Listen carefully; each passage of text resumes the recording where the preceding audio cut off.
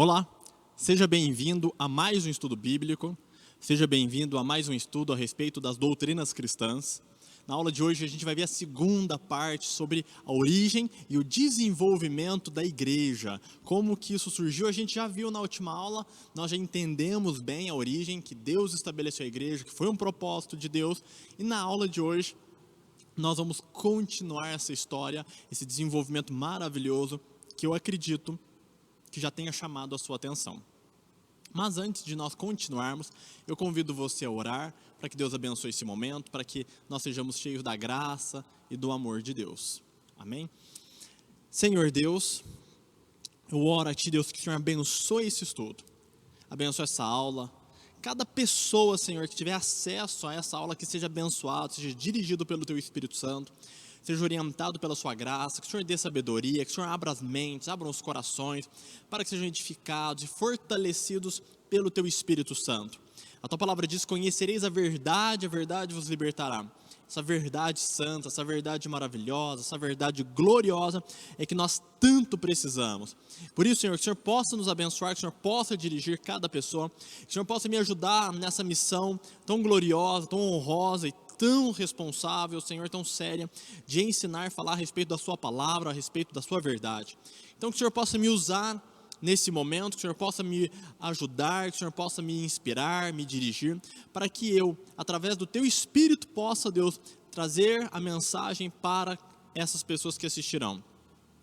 Que o Senhor seja glorificado, que o Senhor seja engrandecido e que nós possamos crescer a sua imagem, através do conhecimento, através do entendimento das coisas espirituais. É o que eu te peço, Senhor, em nome de Jesus. Amém. Bom, nesse primeiro slide que aparece a você, eu repito a vocês a respeito da importância, do valor da igreja. Esses dois textos, Mateus 16 e 18, Jesus dizendo: edificarei a minha igreja. No Salmo de número 133, o texto falando como é bom e agradável que os irmãos vivam em comunhão, vivam em união. E vai demonstrar que essa vida em união traz bênçãos espirituais, traz bênçãos divinas para a nossa vida. A unidade, a igreja, nós vimos na última aula, nós já temos agora percebido claramente que a igreja não é uma instituição humana. Essa ideia, esse propósito de reunir pessoas para adorar a Deus e para conhecer a Deus, oferecer sacrifícios, cultuá-lo, é uma ideia que o próprio Deus estabeleceu. Então, fora a ideia, é abominável, é absolutamente reprovada a ideia de pessoas que não vivam em igreja, que não procurem viver em comunidades, que se reúnem para adorar, para conhecer, para falar de Deus, para servir a Deus e fazer o seu propósito se desenvolver neste mundo. Essa ideia de desigrejados é um verdadeiro absurdo, é uma afronta, é antibíblica e não é recomendada de maneira nenhuma. Foge de pessoas que ensinam essa ideia herética, essa ideia equivocada, essa ideia antibíblica que é tão prejudicial. Fuja dessa prática. Se você é uma pessoa que se tornou um desigrejado, fuja disso, pare com isso. Procure um local para que você possa adorar a Deus junto com os outros irmãos. Esses textos dizem: foi Jesus quem estabeleceu a igreja dele. Essa instituição, essa ideia de igreja cristã veio do próprio Senhor Jesus Cristo, porque Ele sabe a importância que tem isso. Viver sozinho é uma tolice, é uma falta de sabedoria. Querer viver e desenvolver-se de maneira isolada é atentar contra a sabedoria. O Salmo de número 133 fala claramente: olha, é na unidade. A unidade traz bênção, a unidade traz provisão, a unidade traz cuidado, a unidade traz amor, a unidade supre necessidades, a unidade supre fraquezas, a unidade é uma bênção, é uma bênção. E é uma bênção que veio de Deus para a humanidade. E essa ideia de igreja que veio da parte de Deus, de unir pessoas, de fazer com que pessoas se ajuntem, se congreguem nesse espírito, nesse afã de desenvolver a espiritualidade, é algo que nós precisamos sim valorizar e desenvolver em nossa vida. Por quê? Porque esse projeto de Deus visa a edificação e o crescimento. Então, a ideia de desigrejados é absolutamente fora do padrão bíblico. E nós então estamos aprendendo vários aspectos, vamos aprender sobre estrutura, propósito, liturgia, importância, e algumas dessas coisas vamos percebendo em cada aula. E na aula de hoje nós vamos dar seguimento à ideia do desenvolvimento, e a gente inaugura com esse slide que aparece esse mapa a você. É um mapa que a gente encerrou a última aula, então para a gente conectar bem a última aula com essa, a gente vai começar fazendo uma análise daquele último slide, que é esse mapa. E esse mapa mostra a nação de Israel na época de Saul e de Davi, uma época ainda que não tinha o templo de Salomão, porque Salomão é filho de Davi, então ele vem depois.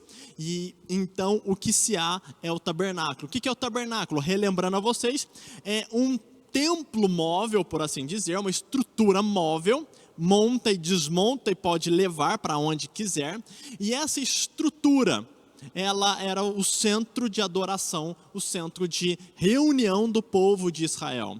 Então ali se reunia algumas vezes ao ano para a adoração, para a oração, para aprender as coisas de Deus, para aprender a lei, a palavra de Deus, para ter comunhão uns com os outros.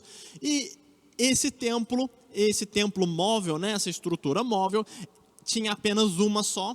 Não eram várias, não era permitido sequer qualquer réplica, era apenas uma e ficava em apenas uma única cidade. Então imagine só, uma nação inteira tinha apenas um centro de adoração, um centro de ensino bíblico, por assim dizer, ensino escriturístico, por assim dizer. Eu tenho um centro de adoração, eu tenho um centro onde se oferece sacrifício, onde se lê a lei, onde se ensina a respeito dos feitos de Deus. Bom, se eu tenho apenas um lugar aonde as pessoas vão para aprender, vão para adorar a Deus, como que era no dia a dia?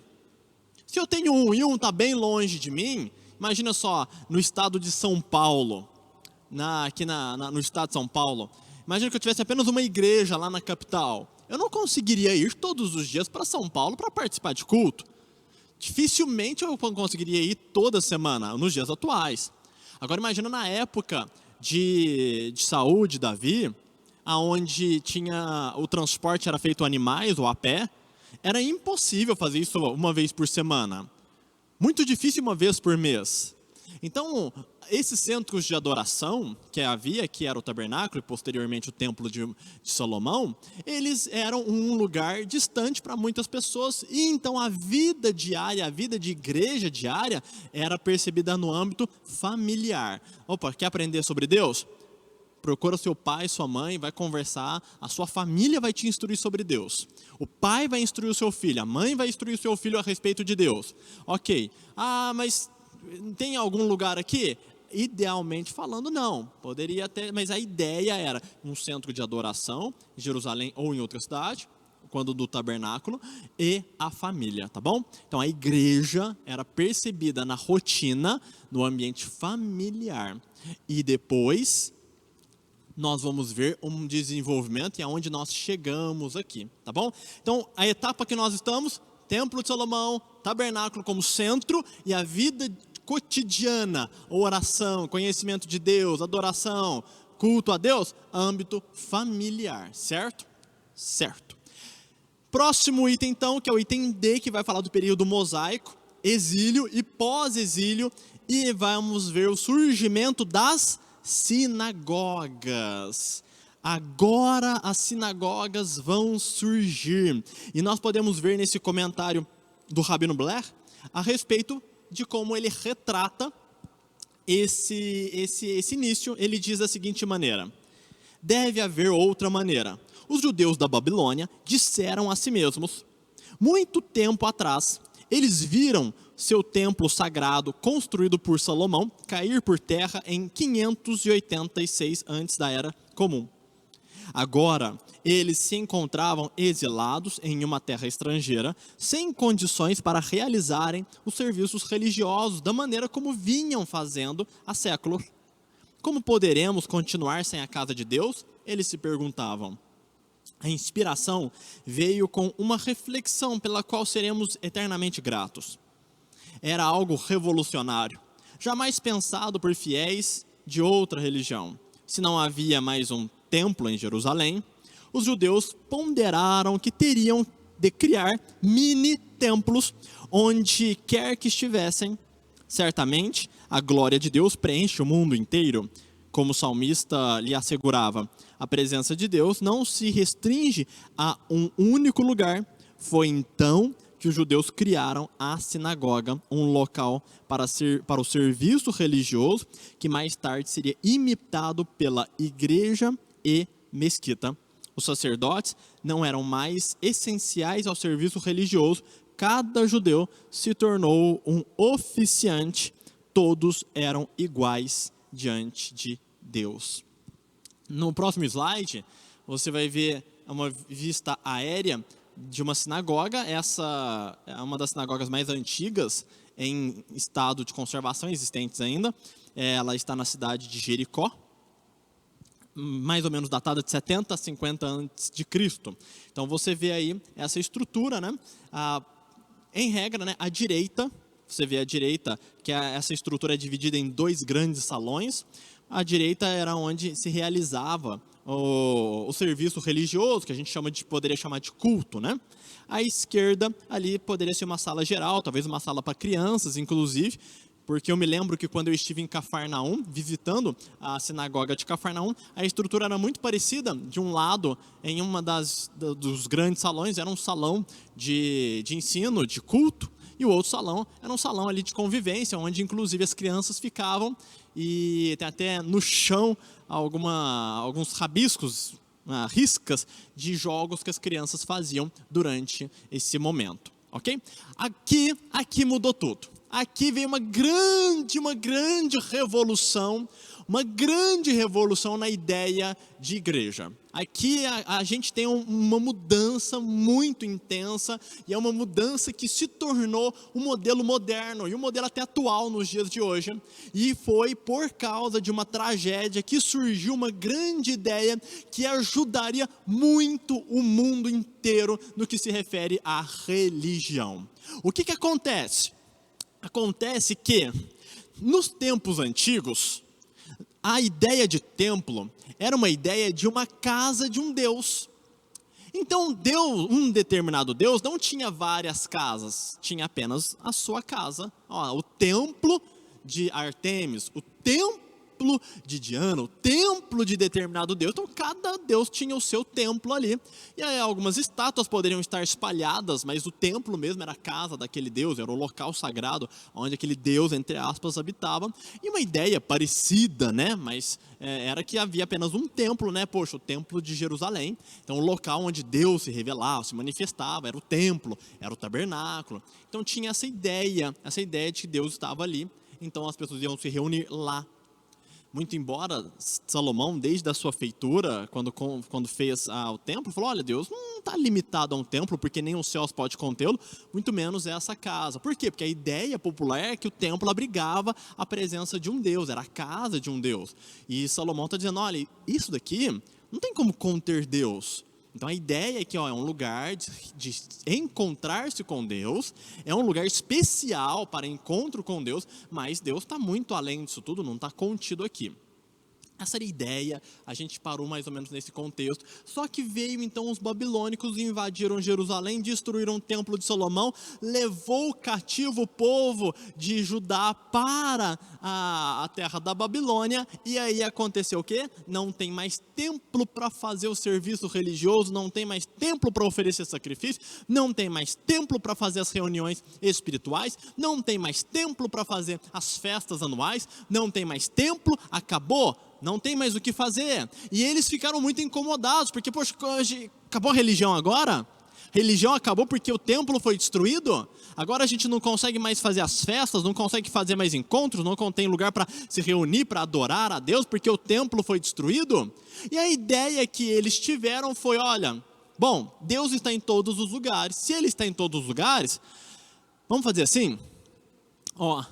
Vamos fazer mini templos, pequenos lugares onde a gente pode fazer aquele serviço que se fazia lá em Jerusalém, com exceção de sacrifício de animais, com exceção de algumas coisas, o normal a gente pode fazer em cada lugar onde nós estivermos. Então, um lugar para reunir, para falar, para ensinar, para falar da lei, para celebrar festas, para ter um encontro de oração, para ser uma casa de oração. Vai ser agora, a gente pode fazer vários mini templos espalhados. Por quê?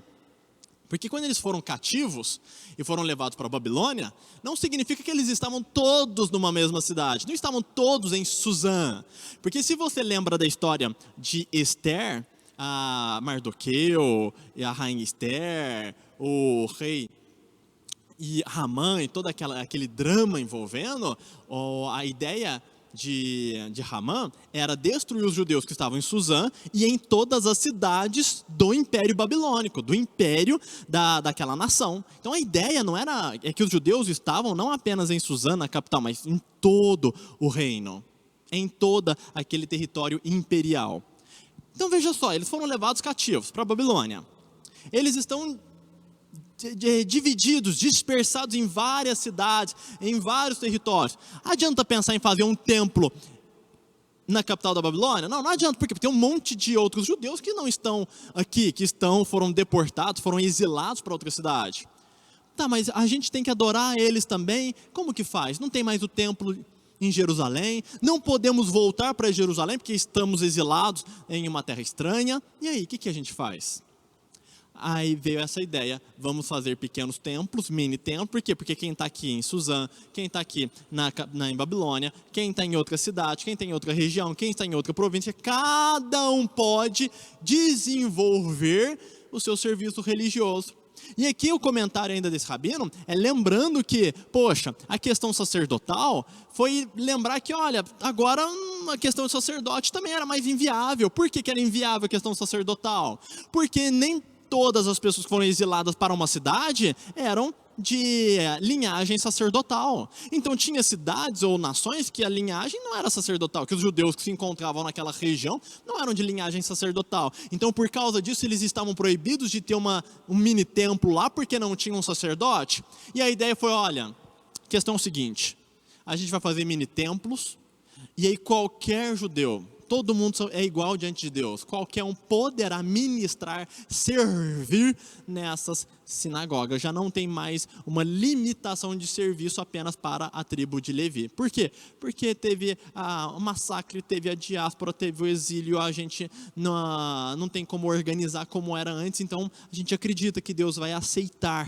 Nós acreditamos que Deus vai aceitar esses mini templos, Deus vai aceitar qualquer judeu oficiando, trabalhando como líder espiritual na sinagoga. Por quê? Porque o contexto nos força a isso e uma maneira de continuar adorando a Deus é dessa maneira. E eles oraram, esses judeus meditaram, pensaram, avaliaram e colocaram isso à prova e desenvolveram então a ideia das sinagogas, que é um tipo de uma congregação, o que vai ser chamado de igreja, né? Porque a igreja tem a igreja essencial, a ideia da igreja tem o templo, né? O templo que também se chama de igreja. Então esses templos que nós temos hoje, igual aqui, ele surgiu dessa ideia de sinagoga, de ter uma sinagoga em cada lugar. E isso vai mudar muito a dinâmica, porque depois que eles voltarem do exílio babilônico, voltam para a terra de Israel, eles voltam e embora eles tenham reconstruído o templo de Salomão, ali com Esdras, vai acontecer o quê? Eles vão manter a ideia de sinagoga. A ideia não é extinta depois que eles voltam do período do exílio da Babilônia. Então eles têm um centro de adoração, um mais importante, que é o templo em Jerusalém, mas agora em cada cidade você vai encontrar sinagogas, para quê? Para que aquele exercício espiritual seja feito em cada local, em cada cidade. Veja que essa ideia não é uma ideia para substituir a família, mas uma ideia para fortalecer e para somar com a família. Então, além da família como núcleo, como a estrutura básica eclesiástica, onde vai se ensinar sobre Deus, sobre a lei de Deus, sobre a palavra de Deus, eu tenho a sinagoga que vai me ajudar também, através dos seus serviços, e tem o templo em Jerusalém, que vai também agregar. Então, são ferramentas que fortaleciam as famílias e fortaleciam o povo de um modo geral, a ter um conhecimento melhor a respeito da pessoa de Deus e ter uma vida mais unida com pessoas com o mesmo sentimento, com a mesma ideia, com o mesmo propósito de adorar a Deus, de servir a Deus, de crer em Deus, ok? Então, nós vemos aí nessa imagem, a sinagoga, um templo, e os templos, esse templo é um templo até grande, né, essa sinagoga, né, esse mini templo, até um mini templo de um tamanho bem expressivo em Jericó, e normalmente não era muito maior do que isso em outros lugares. Eu estive em Cafarnaum, estive em Corazim, e a estrutura praticamente é essa. Em alguns lugares, como Corazim, não se percebe o lado esquerdo, né, esse salão à esquerda, apenas um salão central, mas onde o povo se reunia, não muito grande, não uma estrutura muito grande, uma estrutura de uns 150 metros quadrados por aí, tá bom? Então, sinagoga, temos a sinagoga, e essa é uma evolução extraordinária, uma modernização no que se refere à questão da eclesiologia. O próximo passo vai ser a Igreja de Cristo, o item E, aí a Igreja de Cristo, o estabelecimento do cristianismo, e aí a gente afina mais ainda, e a gente então vai fazer uma separação e vai trazer especialmente agora a Igreja cristã, o cristianismo. Israel é descrito como uma igreja no sentido de ser uma nação chamada dentre as outras nações para ser um povo de servos de Deus. Atos 7:38. Quando o Antigo Testamento foi traduzido para o grego, a palavra congregação de Israel foi traduzida por eclésia, ou igreja de Israel, pois era a congregação ou a igreja do Senhor. Cristo, depois da igreja judaica, e aí tem um asterisco, a igreja judaica ter rejeitado. E o que significa a igreja judaica ter rejeitado Jesus? A igreja no sentido de instituição, porque muitos judeus reconheceram a Jesus como Messias e foram chamados de cristãos. Mas a igreja judaica, no sentido de instituição, ela rejeitou Jesus. Então, Cristo, depois da igreja judaica o ter rejeitado, predisse a fundação de uma nova congregação ou igreja, uma instituição divina que continuaria a sua obra na terra. Mateus 16:18, que nós lemos. Essa é a igreja de Cristo, que veio a ter existência no Pentecoste. Veja esse texto. Pois também eu te digo que tu és Pedro, e sobre esta pedra edificarei a minha igreja, e as portas do inferno não prevalecerão contra ela. Então a gente está falando, eu vou edificar a minha igreja, e isso está no futuro, eu edificarei, ela ainda não existe, ela virá à existência, a minha igreja virá à existência. E Efésios capítulo 2, verso 20, diz, edificados sobre o fundamento dos apóstolos e dos profetas, de que Jesus Cristo é a pedra de esquina, é a pedra principal, é a pedra angular. Então nós temos esses dois textos que falam claramente do surgimento de uma nova igreja, de uma nova instituição. Nós percebemos a igreja na família, percebemos a igreja em um aspecto de reunião institucional a partir da nação de Israel, com o tabernáculo, com o templo de Salomão. Percebemos a igreja ali se manifestando através das sinagogas, de uma maneira mais institucional também. E nós vemos aqui Jesus falando que ele vai estabelecer a sua igreja, uma instituição, sabe? Uma instituição que é a sua igreja. Por que ele estabelece? Por que ele vai dizer sobre isso? Porque nós percebemos nas linhas do Novo Testamento que os judeus, porque Jesus veio para os judeus, primariamente para os judeus, primeiro para os judeus, depois para os gentios, depois para os gregos, nós vemos que a igreja judaica não o reconheceu. A liderança da igreja institucional judaica o condenou, o entregou a Pôncio Pilatos, o condenou à morte. Então a igreja institucional, a instituição, a liderança da igreja judaica não reconheceu Jesus. E por não reconhecer Jesus, ao contrário, rejeitá-lo e condená-lo à morte, Jesus já estava prevendo, bom, não serão eles que desejarão seguir o meu trabalho, o meu ministério. Não serão eles que desejarão dar andamento ao que eu comecei, ao ensinamento que eu comecei. Porque se eles não me reconhecem, como é que eles vão seguir o que eu estabeleci? Então Jesus vai falar de uma nova igreja.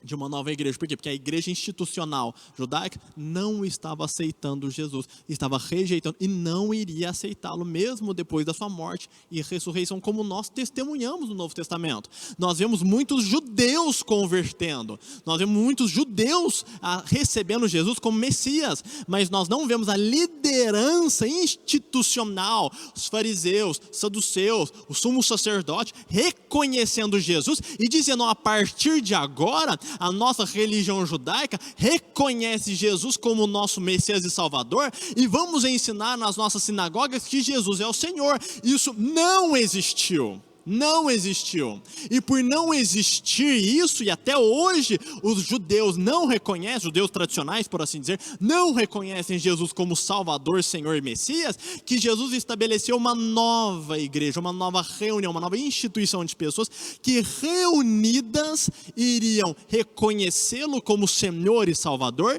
e iriam anunciar a sua mensagem, iriam se reunir num aspecto fraternal para se fortalecer, para se edificar e para amar uns aos outros e fazer o nome dele conhecido. Por causa disso, porque ele, já sabendo que a igreja institucionalizada judaica não iria reconhecer, ele iria iniciar uma nova igreja, e essa nova igreja seria constituída de judeus também, sem sombra de dúvidas, como Jesus era judeu, como Mateus era judeu, como os 12 apóstolos eram judeus, tá bom? Então nós temos o estabelecimento dessa nova igreja, dessa instituição. Essa instituição, a ideia dela não é uma prisão a ideias de templos. Tanto é que Jesus vai falar: olha, nem em Jerusalém, nem em Samaria vocês adorarão a Deus, mas Deus procura quem adora em espírito e em verdade. Então essa ideia de igreja que Jesus vai trazer é uma ideia muito mais envolvendo pessoas. Então ele está falando de pessoas. Olha, a minha igreja, ela não tem a ver com um nome em especial, mas tem a ver com pessoas unidas por uma mesma doutrina, unidas por uma mesma verdade e com o mesmo propósito. E a minha igreja, a igreja de Cristo, está espalhada no mundo inteiro. Ela não está limitada ou refém de uma placa ou de uma denominação ou de um nome específico de uma igreja. Mas é uma igreja que é a composição de todos esses crentes que estão unidos de uma maneira, em uma mesma doutrina, ok? Essa é a igreja cristã. E essa igreja cristã, a igreja de Cristo, que é distinta das demais igrejas por crer em Jesus, ela foi estabelecida pelo nosso Salvador, tá bom? E no próximo slide vai dizer que, olha, é importante ressaltar que a igreja de Cristo é formada por qualquer pessoa que crê em seu nome, é o que nós já falamos. Em 1 Coríntios capítulo 12, verso 13, vai confirmar essa ideia, dizendo: pois todos nós fomos batizados em um Espírito, formando um corpo, quer judeus, quer gregos, quer servos, quer livres.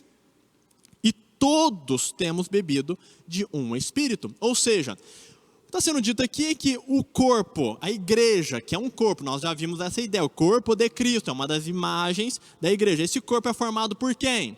Por judeus, por gregos, por servos, por livres. Em Efésios capítulo 2, versos 19 e 20, vai dizer: assim que já não sois estrangeiros, nem forasteiros, mas concidadãos dos santos e da família de Deus, edificados sobre o fundamento dos apóstolos e dos profetas, de que Jesus Cristo é a principal pedra de esquina. Agora ele está dizendo ali: olha, vocês não tem estrangeiro nem forasteiro, é tudo um povo só. É tudo uma família só, a família de Deus, é a família de Cristo, aqueles que creem em seu nome. Ah, mas você é de Roma, não importa, você é da Babilônia, não importa, você é do Egito, não importa. Não tem estrangeiros nesse povo, não tem estrangeiros nessa congregação. Aqui todo mundo é irmão, aqui todo mundo é uma família só, todo mundo é unido pelo mesmo fato. Todos somos pecadores e fomos salvos pelo Messias. Efésios capítulo 2, verso 14, vai dizer: porque Ele é a nossa paz, da qual de ambos os povos, judeus e gentios, fez um, e derribando a parede de separação que estava no meio. Ou seja, a ideia é claramente de que não existe nacionalidade, não existe etnia, não existe uma nação específica. O povo da igreja de Cristo é um povo de qualquer lugar, qualquer um aceito, de qualquer origem, de qualquer ascendência, de qualquer etnia, de qualquer cultura, qualquer um é aceito para fazer parte da igreja, dessa família de Cristo, que é unida por uma mesma doutrina, por uma mesma fé, por um mesmo propósito. Geisler vai dizer: não era um mistério no Antigo Testamento que os gentios fossem trazidos à comunidade redimida de Deus. Era um mistério como os judeus e gentios seriam unidos como cordeiros em um único corpo, a igreja de Cristo. Nesses textos de Efésios que falam sobre mistério, a respeito da união, que de dois povos fez um, a verdade é que o Antigo Testamento está recheado de estrangeiros fazendo parte dessa comunidade. Mas de uma maneira macro, de uma maneira ampla, não era claro como judeus e gentios seriam feitos um só povo, um só corpo. Isso era um mistério, uma coisa que não era compreensível. Mas com Cristo Jesus isso se tornou uma verdade, se tornou revelado. Judeus e gentios fazem parte de um único corpo agora. Não existe mais barreiras de adoração entre eles. Já não existe mais muros de separação entre eles, de que um adora em um pátio e outro adora em outro pátio. Não, isso existia no templo. Olha, judeus, sangue puro mesmo, está em determinado pátio. Outros tipos ali estrangeiros ficam em determinado pátio ali. Não é todo mundo que vai adorar a Deus, não. Não é todo mundo que adora no mesmo lugar, não. Esses muros de separação de estrangeiro, forasteiro, de nações distintas, de origem distinta, acabou. Não existe isso, não. Todos são iguais, todos são iguais diante de Cristo Jesus, todos são iguais perante Ele, todos são convidados a fazer parte de uma família, de um novo povo. Então a igreja de Cristo Jesus, estabelecida por Cristo, não está limitada à etnia, e essa é uma questão muito importante, não está limitada a uma questão de etnia, de nação, de gênero, de poder aquisitivo, de fama ou poder, mas apenas está unido pela crença na pessoa de Jesus Cristo. E isso é reforçado em outros textos, como a gente pode ler, veja no próximo slide. Assim como o verdadeiro israelita e filho de Abraão não era por simples etnia e ascendência, assim também o verdadeiro cristão, os verdadeiros cristãos não são por etnia ou ascendência, mas por compartilhar uma mesma fé. Então, a verdadeira igreja de Deus, no sentido de igreja invisível, o povo de uma mesma fé, no Antigo Testamento é composta apenas pelos fiéis. Berkhoff vai dizer: a igreja do Novo Testamento e da igreja e da antiga dispensação são essencialmente uma só, no que se refere à sua natureza essencial. Ambas coexistem de crentes verdadeiros e tão somente de crentes verdadeiros. Em sua organização externa, ambas representam uma mistura de bons e maus. Contudo, diversas mudanças importantes resultaram da obra realizada por Jesus Cristo. A igreja foi separada da vida nacional de Israel e obteve uma organização independente. E Paulo diz em Romanos 9:6, não que a palavra de Deus haja faltado, porque nem todos os que são de Israel são israelitas. Tudo isso que eu te falei resume na ideia de que o verdadeiro povo de Deus não é baseado por uma etnia. E a verdade é que nunca essa foi a ideia de Deus. A ideia de Deus é que o povo dele fosse apenas aqueles que creem, os fiéis, os verdadeiros. Chegavam para João: mas nós somos filhos de Abraão. Mas o que isso importa? Para eles, a ideia de etnia era uma ideia: eu sou do povo de Deus porque eu nasci e sou israelita. E João Batista vai falar: não, isso não faz diferença não. Porque das pedras Deus pode suscitar filhos de Abraão. Então apenas a carteirinha ou o fato de ter sangue de Abraão, um sangue israelita, não torna ninguém um verdadeiro fiel e parte do povo de Deus. Porque nem todos que são de Israel são israelitas. Essa essência, que não foi bem percebida por muitas pessoas no Antigo Testamento, se tornou absolutamente clara com a vinda de Cristo Jesus. Porque é verdade que muitos, como a gente citou ali João Batista, muitos acreditavam que a etnia era decisiva para falar se era povo de Deus ou não. E isso não é uma verdade. Deus chamou a nação de Israel para ser o seu povo sacerdotal, mas só se tornou verdadeiramente povo sacerdotal quem creu nele. Porque muitos judeus, muitos israelitas no curso da história eram idólatras. Muitos filhos de Abraão adoraram a Moloque, adoraram Baal, adoraram Astarte, adoraram deuses pagãos. No Egito ainda consta até hoje registros de uma comunidade judaica que adoravam deuses egípcios. Verdade que não é pelo fato de ter sido filho de Abraão ou ter tido uma descendência e fazer parte da nação de Israel que eram pessoas realmente agradáveis a Deus e santas e realmente fazendo parte do povo de Deus. Não, de jeito nenhum. Nascer na nação de Israel, sim, te incluía, te apresentava a uma possibilidade de ser um reino e uma nação sacerdotal, mas só o seria verdadeiramente na prática quem cresce em Deus. Os descrentes, os abomináveis, os idólatras, os perversos, não. Esses eram israelitas, mas não eram verdadeiros israelitas, como Paulo vai nos ensinar. E isso é muito importante. Isso é muito importante porque a igreja de Cristo vem dessa essência, dessa ideia de, olha, a minha igreja não é uma questão de etnia, de nacionalidade, de raça, não. É uma questão de crença. Quem crer, quem crer, quem crer. E aí temos uma consideração sobre a igreja visível de Cristo aí. Nós podemos ver, eu quero deixar isso bem claro a todos vocês, né? Esse desenvolvimento da igreja. Strong vai falar, Cristo só fundou a igreja de modo proléptico. A igreja é o desenvolvimento da sinagoga judia, que a gente viu agora há pouco, embora o seu método e economia sejam diferentes. Ou seja, comportamentos, ideias, algumas liturgias. No começo havia pouca ou nenhuma organização, o próprio Cristo não organizou a igreja, isso foi obra dos apóstolos após o Pentecostes. Então, o que nós temos aqui?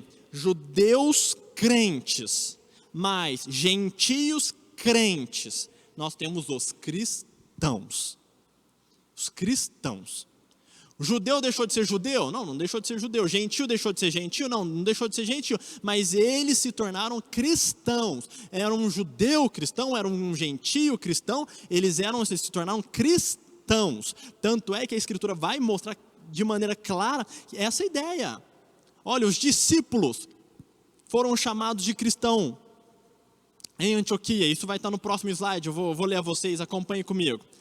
No próximo slide tem um organograma que explica esse desenvolvimento, né? E aí está escrito embaixo, compreensão sobre a identidade da igreja de Cristo no século I. Atos capítulo 11, verso 26, temos, sucedeu que todo um ano se reuniram naquela igreja e ensinaram muita gente.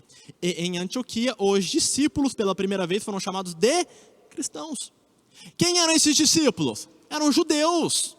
Eram judeus que estavam ensinando, anunciando a palavra de Deus e fazendo o ministério de Cristo ser conhecido. E esses judeus começaram a ser chamados de cristãos. Então o próprio judeu começou a ter uma separação dentre os judeus. E tinha os judeus que não acreditavam em Jesus, que continuaram sendo chamados de judeus. E os judeus que acreditaram e imitavam Jesus, que passaram a ser chamados de cristãos. Então entre um judeu lá, o próprio judeu, falava, você não é um verdadeiro judeu não, você acredita em Jesus, você é um cristão. Começou a ter essa separação natural. Por quê? Porque a igreja institucionalizada dos judeus não reconheceu. Paulo foi comissionado pela igreja, pela instituição da igreja judaica, a perseguir e prender os cristãos em Damasco. A igreja institucionalizada perseguiu o apóstolo Paulo em Jerusalém. Foram os líderes judeus que prenderam e entregaram Paulo aos romanos. Então, o que nós temos é que o tempo foi passando, foi se desenvolvendo e não aceitaram a ideia de judeu que acredita em Jesus ser chamado de judeu. Não existia essa aceitação. Começou a se separar. Não, olha, se você acredita em Jesus, você não é mais judeu, você é cristão. Você é cristão. Judeu é quem segue a lei de Moisés. Você segue a Cristo, você é cristão. E começou a ter essa ruptura. Em Atos vai começar a falar, olha, os discípulos que eram judeus foram chamados de cristãos. Então, e normalmente, em certos aspectos, ser chamado de cristão também não era uma coisa lá, não era um elogio. Em alguns momentos chamavam de cristãos porque eles pareciam com Cristo, outras vezes era para separar. Por quê? Porque o Império Romano e algumas autoridades estavam incomodadas com o desenvolvimento do cristianismo. Então, uma maneira de você se desvincular dessas pessoas era dizer, não, esse cara não é verdadeiro judeu, não. Esses homens são cristãos. Uma maneira de desvincular esses judeus do judaísmo, né, para que a perseguição que vinha sobre os cristãos não afetassem judeus, e por causa também dessa separação de ideias e de doutrina. E nessa imagem, nesse slide, aparece mais ou menos como foi então o desenvolvimento da igreja de Cristo. Nós temos o mundo, né, e o mundo separado ali por judeus e gentios. E nós temos os judeus descrentes em Jesus, que seguiram o judaísmo, que aí, terminologicamente falando, continuaram sendo e se tornaram judeus. Quem é um judeu nesse aspecto aqui, nessa época de Jesus? Judeu vai ser especialmente alguém que foi um descrente. Um judeu que foi crente em Jesus, ele passou a ser considerado como cristão. Um gentio que não acreditou em Jesus, está vinculado a várias formas de paganismo. Um gentio que creu em Jesus, ele se foi considerado como cristão. Então, a igreja de Cristo, a igreja de Cristo, ela é formada por judeus que aceitaram Jesus, que creram em Jesus. Ela é formada por gentios que creram em Jesus. Os judeus que não creram em Jesus continuaram sendo outra coisa, ou sendo judeus, ou sendo participantes de algum paganismo. E os gentios que não creram em Jesus continuaram no seu paganismo, ok? Então, esse foi o desenvolvimento da igreja. E aqui nós lembramos da palavra de Strong, que Jesus não organizou a igreja. A igreja, a princípio, ela continuou com as práticas de sinagoga. Por quê? É muito simples. Porque os primeiros cristãos eram judeus, porque os cristãos que eram discípulos os judeus que eram discípulos de Jesus foram chamados de cristãos. E o hábito e a liturgia que eles tinham foi a liturgia que eles usaram nas suas reuniões que desenvolveu-se o cristianismo. Inclusive, o apóstolo Paulo, ele vai iniciar o seu trabalho de evangelismo nas sinagogas. Vai passar várias vezes nas sinagogas. Em certos lugares a sinagoga vai expulsá-lo, ele vai alugar lugares, vai alugar um espaço, né? Um espaço comercial, por assim dizer, e nesse espaço comercial alugado vai ser feito as reuniões. Então a igreja vai ser num local alugado pelo apóstolo Paulo, por impossibilidade de fazer na sinagoga. Mas a gente herda os nossos hábitos, herda a nossa maneira de cultuar, herda a maneira de orar. Então o serviço nas igrejas cristãs herdaram em muito o modelo das sinagogas de cultuar a Deus, ok? Mas sobre isso a gente vai falar ainda num outro momento. Muito bem, nós temos aqui no século I essa ideia, voltando nesse slide aí, judaísmo, cristianismo, várias formas de paganismo, temos aí a ideia inicial de como as coisas tomaram corpo na igreja de Cristo. E brevemente, eu vou apresentar a vocês um pouco desse desenvolvimento da igreja até os dias atuais, que está aí no item de letra F. A igreja de Cristo, algumas divisões históricas. As divisões mais básicas no cristianismo contemporâneo ocorreram entre a igreja católica romana e a igreja católica ortodoxa, e as várias denominações formadas antes, durante e depois da Reforma Protestante. As maiores diferenças entre a ortodoxia e catolicismo são culturais e hierárquicas, enquanto as denominações protestantes apresentaram diferenças teológicas, mais acentuadas para com as duas primeiras, bem como grande diversificação doutrinária entre as suas vertentes. No cristianismo ocidental, houve uma série de movimentos geograficamente isolados que precederam o espírito da Reforma Protestante. Na Itália, por exemplo, no século XII, Pedro Valdo fundou o grupo dos valdenses. Tal movimento foi largamente absorvido por grupos protestantes modernos.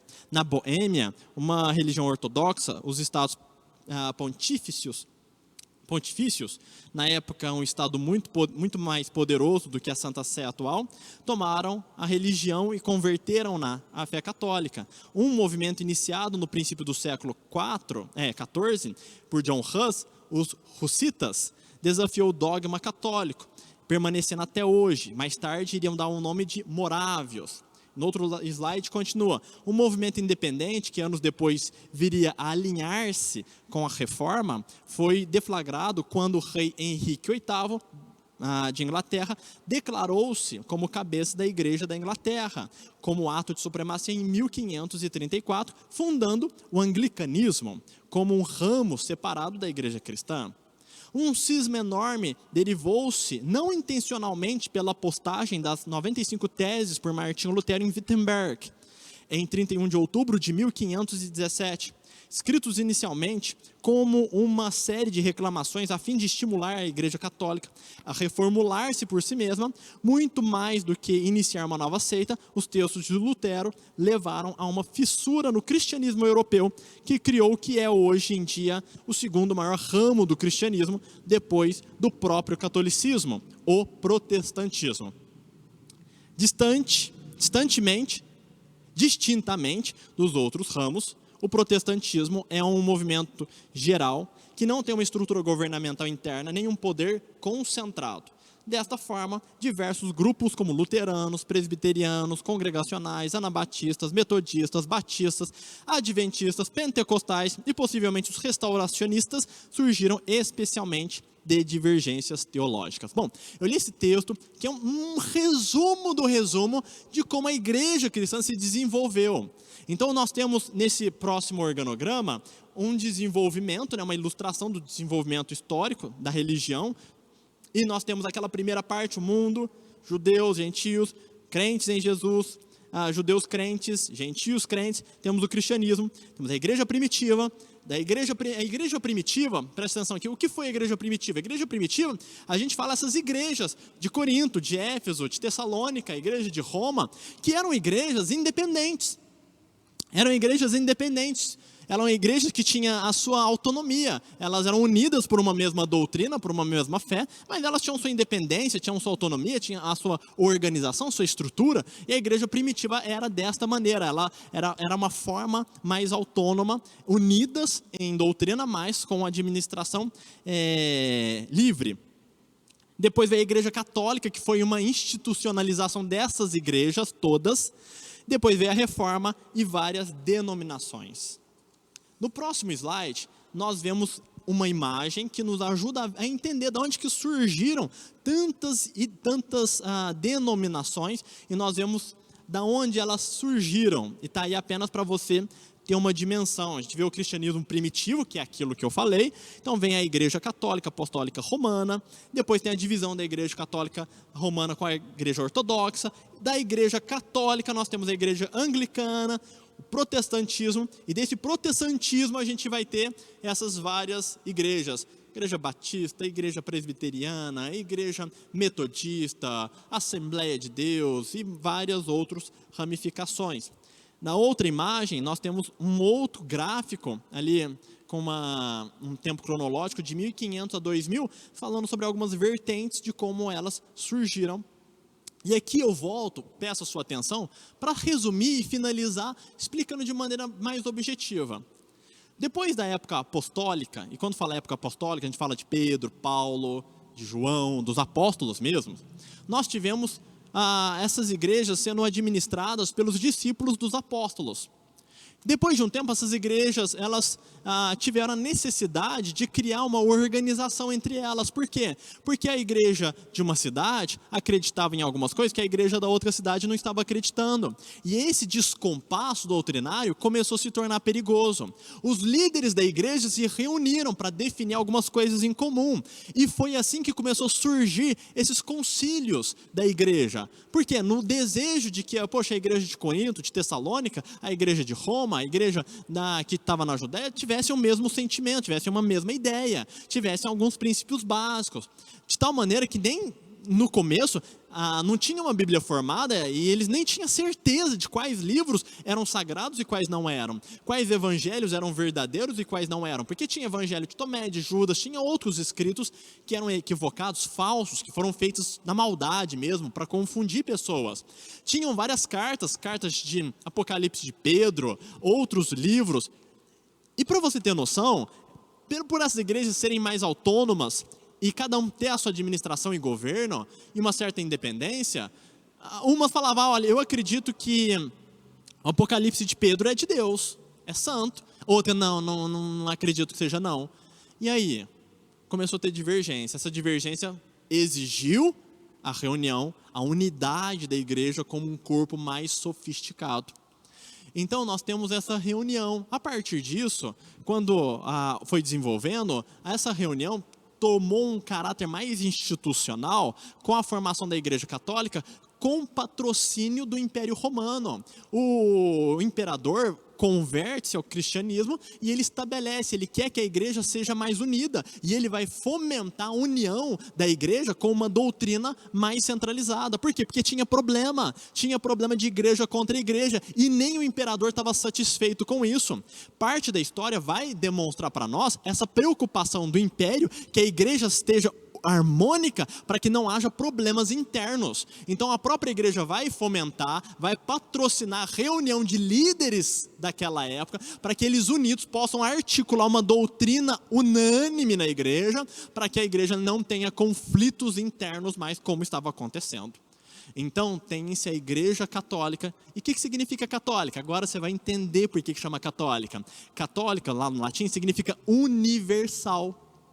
Por que universal? Porque não é mais as igrejas independentes, mas a reunião dessas igrejas independentes, dessas igrejas soltas, isoladas. Ela criou-se uma instituição que abraça, que é universal, que acolhe todas essas igrejas em uma única estrutura. E surge então a Igreja Católica institucionalizada, patrocinada pelo Império Romano, e que a partir daí vai ter erros, acertos, e vai se desenvolver.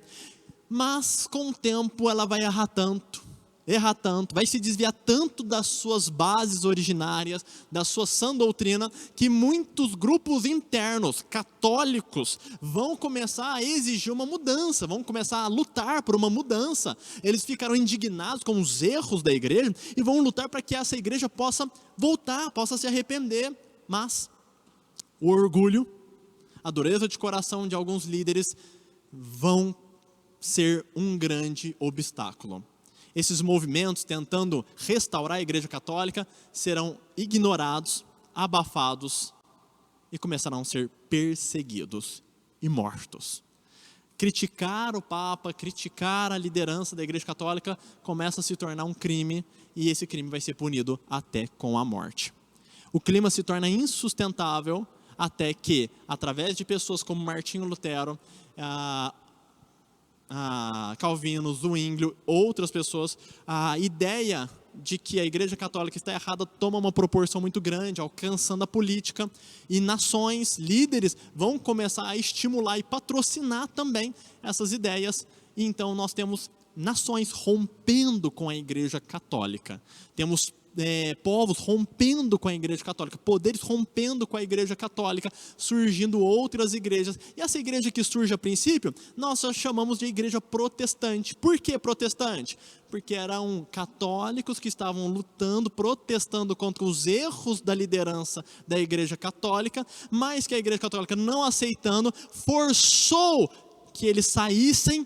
Então eles saíram e não ficaram sem adorar a Deus. Então eles criaram uma nova igreja. É exatamente isso. Criaram uma nova igreja, acreditando estar voltando à maneira correta. É como se falasse assim: bom, se a Igreja Católica não quer fazer o que é certo, a gente vai montar uma igreja e a gente vai fazer da maneira correta.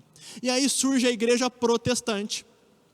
Só que a igreja protestante, ela, no seu começo, tem muitas pessoas pensando de maneira diferente, e as divergências de ideias que vão surgir, vão se desenvolver, vão fazer com que os protestantes se separem. Então um protestante acredita em uma ideia sobre a salvação, Outros protestantes acreditam em outra ideia da salvação. Eles vão se separar, cada um vai seguir um caminho diferente, com uma denominação diferente. Um certo grupo de protestantes acredita em determinada forma de batismo, e outro grupo protestante vai acreditar numa outra forma de batismo. Eles vão se separar e cada um vai seguir um caminho com relação à forma dele acreditar no batismo. O tempo vai passando e um grupo de cristãos protestantes acreditam de uma forma com relação aos dons espirituais, e outro grupo de cristãos acredita de maneira diferente com relação aos dons espirituais, e vão separar também, criando denominações diferentes. Então, dentro do protestantismo, vai ter pequenos grupos que vão se separar por conta de questões doutrinárias. E aí é por causa disso que surgiram as grandes denominações, e nós chegamos nos dias de hoje com essas grandes denominações, ainda com a Igreja Católica existente, com a Igreja Ortodoxa existente, e vemos também um desenvolvimento de outras igrejas que o início delas não tem muito a ver mais com divergências doutrinárias, mas por ideias pessoais, propostas pessoais, circunstâncias pessoais. E aí você tem outras denominações e várias igrejas com vários nomes, não mais por conta de uma questão doutrinária necessariamente, mas por conta do contexto. E aí eu poderia elencar vários motivos para que uma igreja pudesse surgir do nada, tá bom? E aí? Bom, agora a gente consegue identificar o contexto que a gente está dessas igrejas, mas eu quero lembrar você de uma coisa: a igreja institucional, essa igreja institucionalizada que nós percebemos, que nós frequentamos, que tem um nome, que tem uma placa, que tem uma fachada, tem um lugar de encontro, que tem um líder, ela não substitui a família. Jamais substituirá a família. O caráter eclesiástico familiar, ele ainda se mantém, ele ainda é válido, ainda o pai é o pastor da sua própria casa, a mãe o auxilia nessa missão, os filhos ali faz parte dessa congregação, dessa reunião em favor de Cristo, em favor de buscar, de adorar e de conhecer a Deus. Então nós temos a igreja institucionalizada, que ela é fantástica, que ela veio de Cristo, foi fundada por Cristo, e tem como escopo a edificação dos santos, tem como escopo fazer com que o reino avance de uma maneira organizada, forte, poderosa, santa e pura. E essa igreja, ela ajuda, ela fortalece a família. Ok? Então a igreja institucionalizada, ela vem também para edificar os santos e fortalecer os santos na sua missão de serem família, de terem a sua igreja familiar também. Ok? Então, assim a gente encerra a ideia da igreja, da origem e do desenvolvimento da igreja, e eu espero que você tenha aprendido bastante e tenha entendido qual foi o caminho árduo, longo, cheio de lutas e de conquistas para chegarmos até os dias de hoje. Deus abençoe você, até o nosso próximo encontro.